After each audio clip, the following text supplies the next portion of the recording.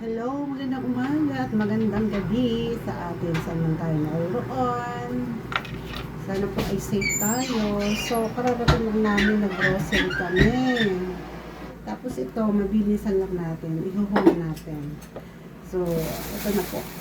Para mabilis. So, ito. Little bites, parang mamon.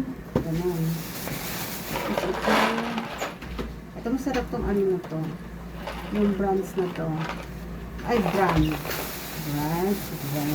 Yun eh. Tapos ito, bumili ako ng broccoli. So, yung plastic bag na naman. As usual, marami. Marami naman tayo nakuha yung plastic. Tapos 1 dozen of egg.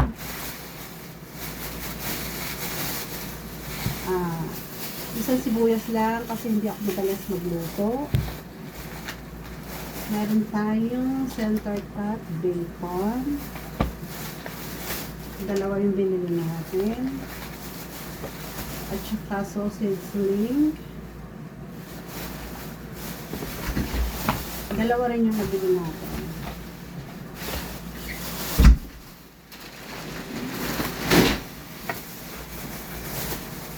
Tapos, ito nakabili tayo ng pork. Ito. Sirloin. Ayan. Press. Ito. Ayan, oh. $5 lang yung pork chop cut. Ayan.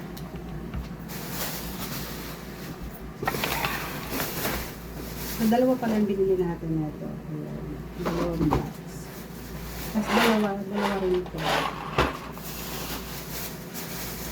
Tapos nakabili rin tayo nito ground beef.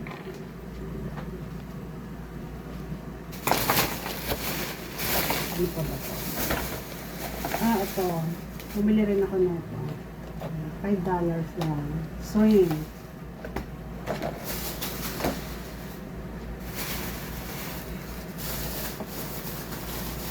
Ito, naka-save din siya. Ayun o, yung ham. Masarap to. Ayan. Premium. $5 lang. Diba? Ganda, ang laki. Ayun. Tapos, cheese. Anong tawag dito? Ayan. Parang ham. Ayan, ganun. Ganun na nga yun. Of course, ito ba ito? Umayaw na ako sa donuts. Naglaylo muna ako. Pero nag-ice cream naman tayo. Ito yung palet.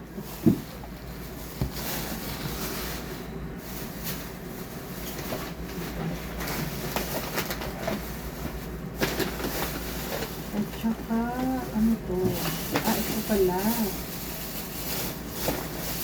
Ayan. Vanilla for baking. Ito palang vanilla for baking. Ano ba ito? Isa? Juice.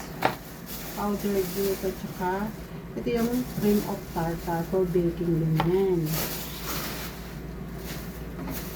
Tapos, ito, dalawang bread. Ayan, dalawa po siyang loaf bread. Ito po rin pang snack. Ayan, ayan siya. Tapos, dahil malapit na rin po ang Easter Sunday, pumili kami nito, egg, plastic egg. Pumili kami ng 4 dozen. Siyempre, Pinay tayo, kaya meron tayong jasmine rice. Ayun. Naubos na yung stock natin, guys. Naubos din. So, ayun po. Ayan yung mga meme. Ayan. Ito yung ating weekly grocery haul. Ayan. 1 week consume. Bye! Thank you for watching.